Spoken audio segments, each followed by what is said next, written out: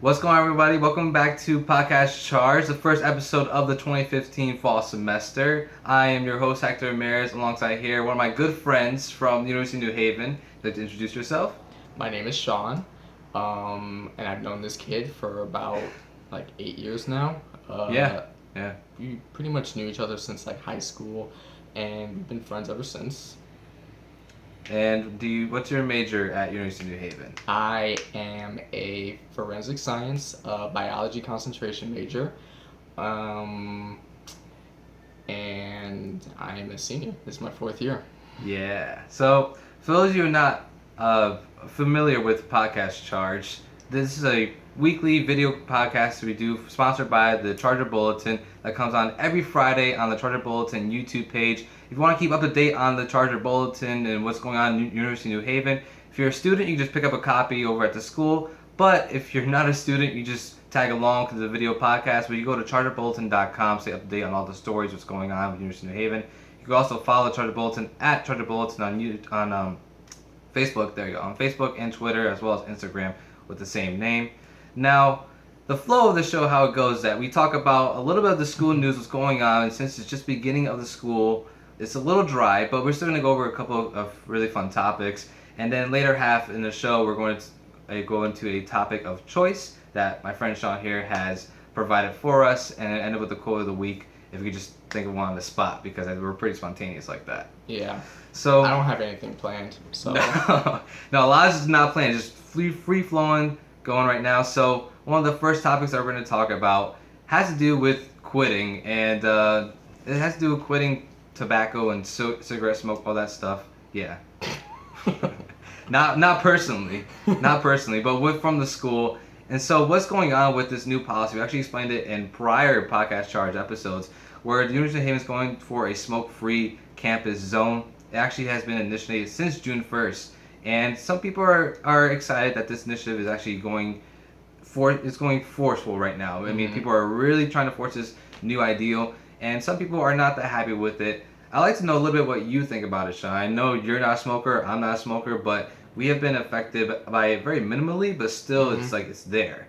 So what do you think about that? Well, my history when it comes to tobacco is probably more extensive and more unusual, and by unusual I just mean by the fact that most of part of my family smokes pretty heavily since I was born. They've been heavy duty smokers, so I was always around tobacco.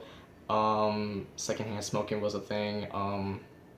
Thankfully I never had any complications due to it, and I probably have a higher tolerance to it than most people. I mean, I could probably walk through a smog and just carry on my day. Yeah. I won't be too bothered by the stench. But my opinion on this initiative for UNH is that it's kind of sudden. It's very sudden, and it's kind of jarring, because I mean it wasn't a very gradual process. It wasn't as if they kind of mitigated the areas that students could smoke if they want to. Before, it was just used to be kind of anywhere that's outside and not within about 25 feet or so from the specific building's entrance. And then Even then, that wasn't enforced as greatly. yeah, and even then, I mean, I know around Buckman Hall especially, there was a lot of people smoking pretty much around every single door. But I don't know. I think if UNH wanted to do a kind of quit the cigarette type of campaign, they could have went about it probably a little bit more gradually, with a little bit more ease. Right. Because I mean, if May 31st anyone was allowed to smoke outside, and then on June 1st you can't smoke on campus anymore, or in any of the campuses, I believe, then what would the students have to do? Right. We got this email. I remember we got the email in April. I want to say it was during finals. Yeah, it was around that time, and that was a pretty sudden, and people reacted pretty negatively. But I mean, the whole idea about this is, it was actually said by the Health Services Director Paula Capucia. I'm sorry if I'm butchering that last name, but she said that this is not a rule for smokers; it's a rule for non-smokers to help them out, because I don't want to keep breathing in all that smog just because I'm going to the library, I'm going to Maxi or anything like that. So I think that's a good response to it. But like you said, it didn't give a lot of people time to really cope with this new rule. And there's actually a person who was against this rule in this article, whose his name is, I can see right now. His last name's Rodriguez. I'm trying to see. Josh Rodriguez. I won't say Jose Rodriguez.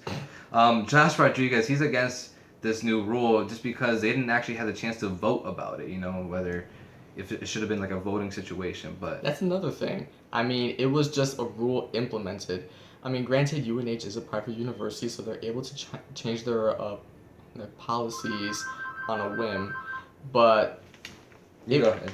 yeah, but it would have been great if instead of just abolishing it, I guess for lack of a better word, they could have made designated kind of like smoking areas, kind of like what you see like on a theme park. Mm-hmm. Like if you go to like Six Flags or like compounds, they have areas set aside from most of like the heavy traffic areas, and it's a smoking area. And if you sit there, you know that if someone's gonna like pull out a cigarette and a lighter, that you're sitting in a smoking area. Right. So I mean, personally, and again, it's because I have higher tolerance to it, so I'm not as easily bothered by the smog. They should, there are probably areas on UNH where they could have had like a designated smoking area, maybe one or two, and people would just go there and smoke. It may be a little cumbersome and out of the way, but I mean, I think this is like too sudden. What about those who like had to take like a summer course, like a summer intersession, and then they're kind of expected to quit cold turkey within the span of like a month and 2 weeks? Right. When it was first implemented. Right. And I mean, the thing is like about this program, it's not like they're just cutting it cold. Like you cannot smoke in this campus. I mean, it is pretty cut and dry like that. But for people that are not really up to that policy, they are actually implementing programs within the next semester for people to help them not quit smoking, all that stuff, which is nice. But to segue into our other topic, our other news piece.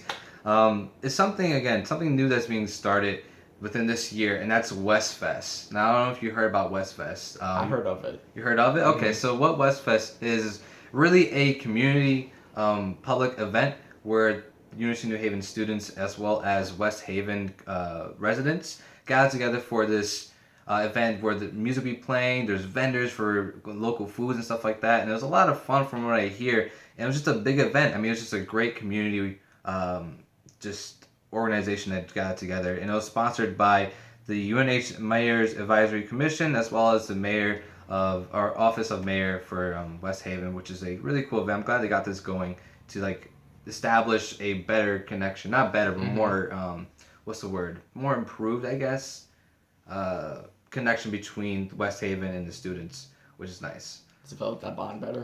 Yeah. I mean, it'd be like the same thing for our city, Bridgeport. If University of Bridgeport did that with just Bridgeport itself and like made like a community event and stuff like that. So that was really nice. The last article, not last, but the other article we're gonna get into is more from the editorial than opinion side, but I thought it'd be cool just to bring it up because it just shows what kind of age we're in when it comes to technology and all that kind of stuff. And it's actually written by our own editor-in-chief, Alyssa Sankey, who said that her headline title, "I found a so-called cockroach in my room," and tweeted about it. Yeah, so-called is actually in the title, by the way. I made a point to tell them about that. Yeah, it actually is in the title. I'll actually show you guys. Why not? So right there. It's reversed. Yeah, no, it is. They'll probably see it reversed, but regardless, it's right there on the paper. And the whole story, just to sum it up, is that Alyssa and her friends were down in a room, at least one of those lounge rooms in one of the halls, and what happens is that her friend might have seen a cockroach, but more than likely she did, and what Alyssa did was she tweeted about it, saying she found a cockroach this place and that, and the Office of Residential Life called her, left a voicemail saying, "Let us know where this thing is, we're going to take care of it right here, right now," and the whole article was basically about how fast and immediate technology has become, that where we just expect these, what's it called? I'm losing my train of thought, Sean. Help me out. that the Office of the Office of Residential Life Yeah. is also keen to the kind of like social media input that you Right. put in. So even though Alyssa never called the office to let them know that she probably found a so-called cockroach running around the lounge area in the dormitories, they were able to kind of like, I guess, perusing through Twitter one day, and then they found her comment, Yeah. and then they responded to it, which, I mean, bonus for Twitter. Yeah. I mean, bonus for Twitter, bonus for University of New Haven just reaching out like that as quickly as you can expect. I mean, granted, if you have an emergency, just please use the phone, because, I mean, that's a lot quicker than hoping that someone reads your comment. But, I mean, hey, if you have an issue and you don't feel comfortable talking about it, you can at least type it, so long as it's eloquent, Yeah. So and civil. I just thought that was really cool. That, like, it's kind of like it's more or less like Big Brother from 1984. We're always watching, no matter what you say about the school. We're always watching. Slightly creepy, but okay. Yeah. We'll go with that. No, I mean it's good and bad, but like in this instance, it was really good, and just I thought it was really cool. Mm-hmm. Lastly, one of the opinions and editorials we're gonna go over is the five first world trends that need to go away, written by Caitlin Mahar, and first world problems, right? yeah, first world problems, and a couple of these I can agree with. Other ones I just had no idea about. But one of them was selfie sticks. Yeah, that definitely needs to go away. I mean, if you need a stick, I mean, this is just me, and I'm not a photogenic person. I don't have an Instagram. I'm not well versed in like taking photos. I can't even tell like one filter from another. But if you need like a so many foot long stick to take a picture with you and whatever background you have or whatever group of friends you have, just have another person take the picture. Yeah. Or like have someone in your group go over there, take the picture, and then they come back and someone else goes and takes the picture, so that way the first person is in a separate picture. I mean, we do have panoramas now, so it is easier. You have panorama features on phones. Yeah. You have video. If you want to just capture like an instant, like a spontaneous moment, you don't need a stick. Nah, you don't. That can also serve as like a cane. Yeah. To take a picture. Plus, it's very dangerous too. Those selfie sticks, you can poke a serious eye out with those. I mean, things. I know Disneyland or Disney World. One of them is actually is banning selfie sticks because people are just walking around knocking upside the head with it. No, sorry about that. Yeah. So at selfie sticks, that needs to go away. Taking pictures with your iPad though. What do you think about that? I mean, if all else fails and you have an iPad with you, and that's like the only camera taking option you have at your disposal, I guess that's fine. But I think it's like the little iPad mini, which is kind of like about like yay big, give or take, on a gross exaggeration. That's kind of like maneuverable, just like to hold with like two hands. Yeah. But I mean, like if you have like an original iPad, you just have like this block like in front of your face taking a picture. You don't know how many times I've seen that in Disney World. I'm like, what are you doing? I mean, like there are phones for that. I know, like if you want to take a big picture to cover like a large area, you can either use your phone and just zoom out or zoom in, or take a panorama. I mean, you don't need like that big of a device. I mean, like if you have an iPad, like you have to carry like a backpack, you have to carry like a purse. You have to like just like hold it like in your hand. I mean, like a phone or a camera is nice and easy. Just put it in your pocket, take it out, take your picture, go about your day. Taking an iPad is a planned process. You have an idea in mind that whole day of what you're going to do with that iPad, or even with that tablet. Your phone, just easy. I mean, granted, the only like purpose that I find like a camera for like a tablet like that is like if you Skype or FaceTime someone. Yeah. Like when you use the camera for like talking over the web, not for taking a picture. But I mean, whatever floats your boat. I mean. Now the other two that we didn't know that much about, but are just not really relevant to our interests, are Apple Watches and flash tattoos.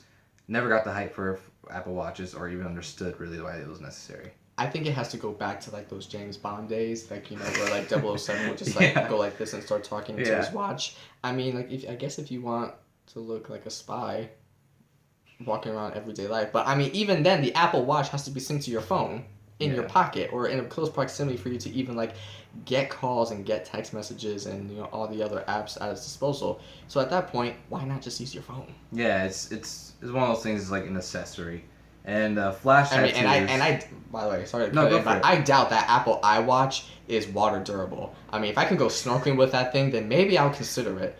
But I mean, like if a splash of water is just gonna like damage the watch, you just wasted like $600, $700, $800 Go figure. on a on an accessory to a phone that does what your phone is supposed to do.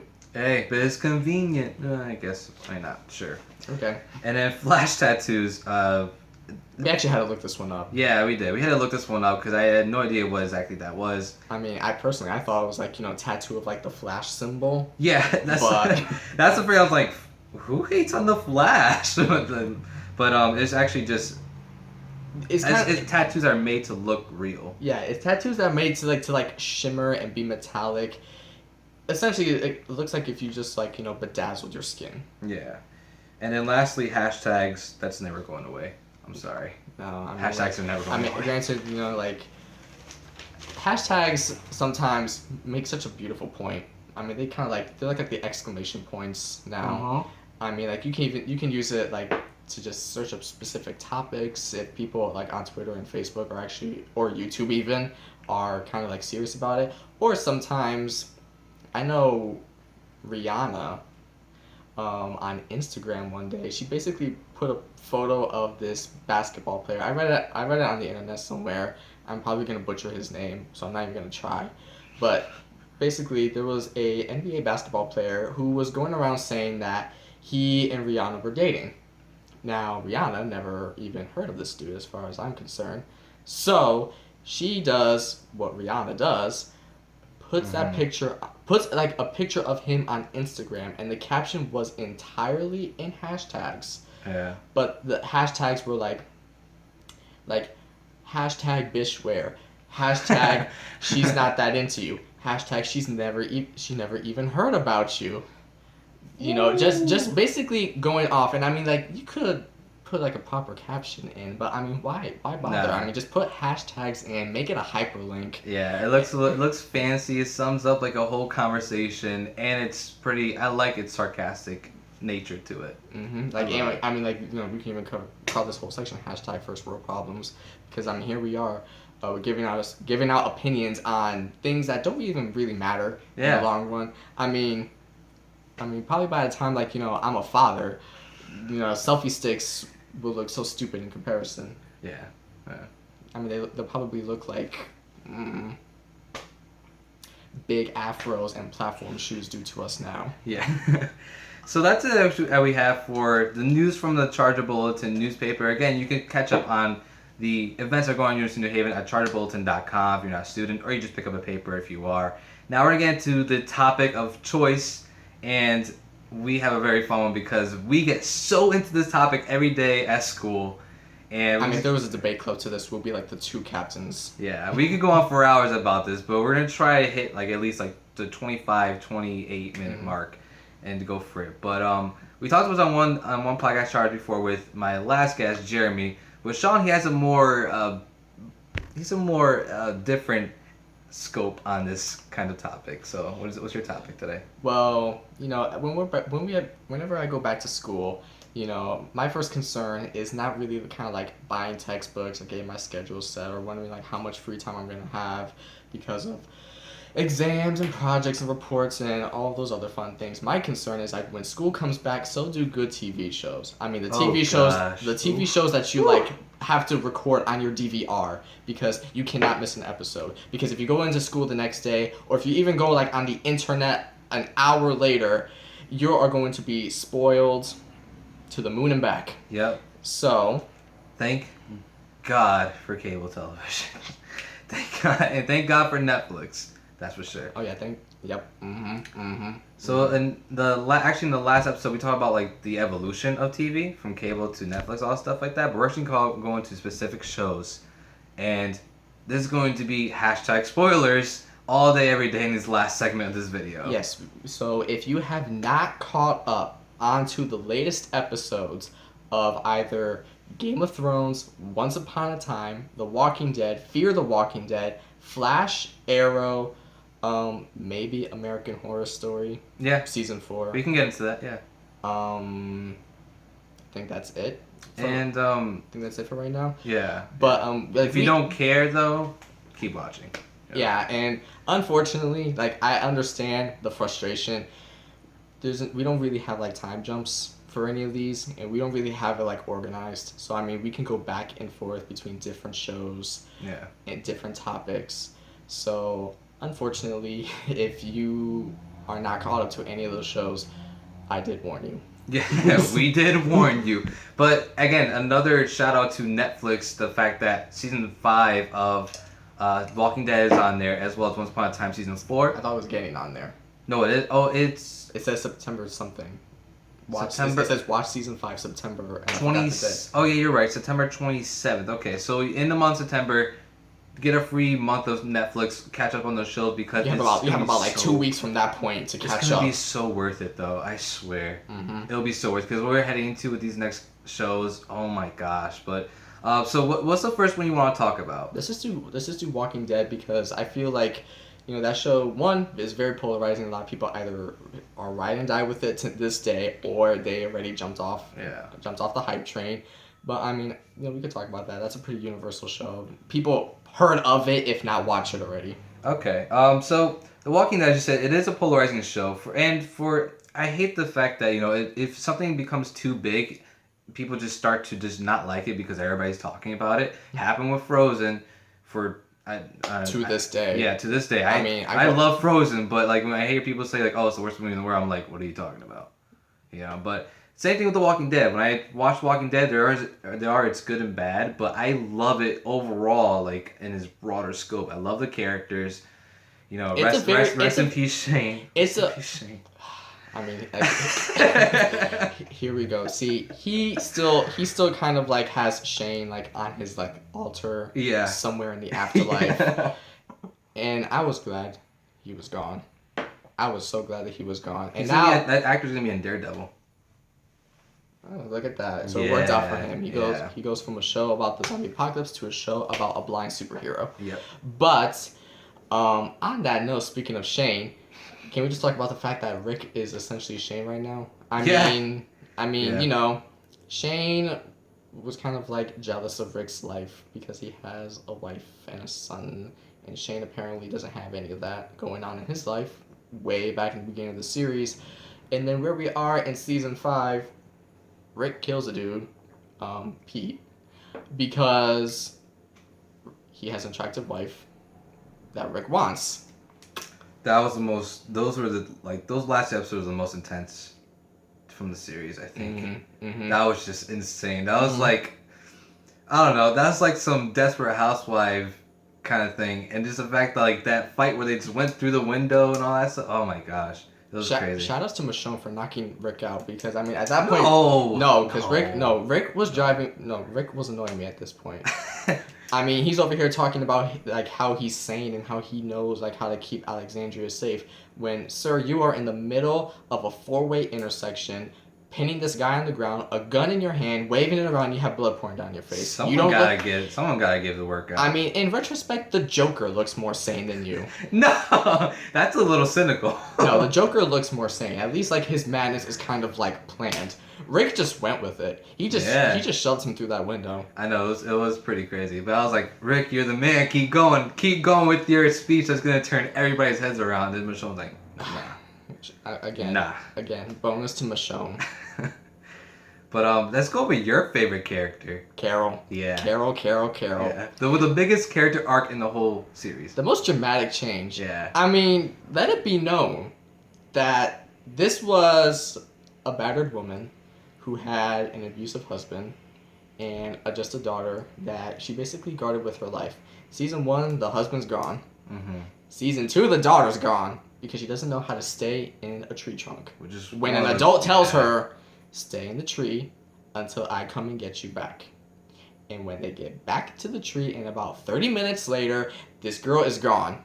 And we don't know where she is until midway through season 2, where, spoilers, she turned into a zombie. Yeah, and that was actually a really well done episode too.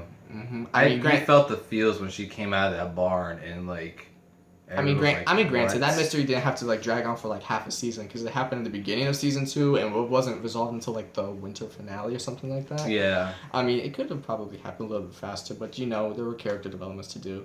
And I mean, in Carol, granted, having lost like her daughter, she didn't, you know, commit suicide. She kept going on. She tried to like find a purpose and a place. Season 3, we saw her give Andrea, when she came back to the prison, you know, the idea that Andrea is the only one who can deal with the governor because she's like so close to him already. Yeah. So it would be easy to kind of like, you know, have sex with him and then slit his throat in the middle of the night. Mm-hmm. Granted, she didn't do that, and Andrea's gone now, which I'm still kind of sad about, and I know you were so happy when she was gone.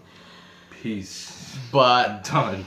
Can't pick up a wrench for you. But I mean, see, Carol shows signs of being slightly, you know, savage at that time. And then season 4 comes around, and then she just totally gasolines and lit on fire Karen because she was sick. And the illness was spreading around the whole entire prison. I think she made the right move. I mean, I think she made the right move. Yeah, I think she did. I mean, Rick kicked her out thinking he was going to do something. And then Carol comes back. Saves all of them. First comes across Tyrese and Judith and, you know, the Lizzie and Mika, the girl who doesn't like to fight, and then the girl who thinks zombies are her best friends. And then Carol, of all people, you know, puts them down. Lizzie attacks her own damn sister to try to prove a point, and then Carol has to tell Lizzie to look at the flowers and put her down like she's Lassie. Look at the flowers. Look at those daisies. I mean, like, granted, and then... Look at those lilies. And then when season 5 comes around, she goes full-on Rambo, blows up Terminus single-handedly. Rick apologizes, saying, you know what, you're kind of like the ace in the hole. I'm sorry I kicked you out an entire season ago. And Carol's fine with it. Yeah. I mean, you know, she did have her, like, adventure with Daryl, and she did get hit by a car and had to be taken to the hospital, and Beth saved her at her expense. And, you know, and then Carol, she's now slyly in Alexandria, posing off as like a regular, like, house mom, baking cookies, threatening little kids. Now, to end off, again, another call. But to end off on this video, because this is going to be Podcast Charge's first ever 2-parter episode, because we still have a couple of shows to talk about, and I think it's going to be fun because... Yeah, so part 2 we'll do entirely with just like the TV shows. Yeah, and just Walking Dead. But to end on this video, what do you think is going to be the main arc in 6 as far as characters? The main arc? I mean, like, what do you? I mean, like, as far as like, what do you think is going to evolve from season 6? Because season 4 and 5 were just up and at them, but season 6 apparently is going to be the best one. Well, season 6, we still have to deal with the mystery of the wolves. Because the wolves are still somewhere out there carving W's into people's foreheads. They trashed Noah's gated community saying wolves are here. And Daryl and Aaron, the other runner, they found kind of like one of their hideouts with like the tractor trailers just full of walkers. Surprise, right? I know, right? I mean, shout outs to the wolves for like knowing how to herd a bunch of walkers. So, I mean, there's the external conflict about having to deal with the wolves. Yeah. And then there's the internal conflict about how Rick went full Shane, and you're never supposed to go full Shane, but he went full Shane. Versus Morgan, and I like how the roles are reversed. Because when Rick met Morgan about like season 3 or 4, I forgot which, Morgan was like at the end of his rope, somewhat crazy. I think that was season 3. Or season 3. I think so, yeah. No, I think it's season 4 because Michonne was there. Oh, it's probably season 3. But Morgan was so driven to kind of like clear the area, clear the neighborhood, and he lost his son in the process beforehand. And then Rick was kind of like the calming presence when he was busy being a farmer. Now in Alexandria, Morgan walks into this gated community and sees Rick, who he hasn't seen for about 2 seasons now, and he just shot Pete in the middle of a crowd. Yeah. And he's not even the least bit sympathetic. Got the work done. I mean, like, you know, how would you react if, like, you meet your friend and then he's over here just executing someone in a crowd, granted. I feel like I'll need to have a long talk and be like, okay. I mean, granted, that's kind of specific, right? Yeah, like, this is why I did this. The guy just totally slit someone's throat before you came. And you don't mention the fact that you love his wife. Yeah. Okay. That too. So, Stay tuned for part 2, guys. I'll catch you guys in the next video. We're talking about more about shows, including Game of Thrones, Once Upon a Time, maybe American Horror Story. So stay tuned for next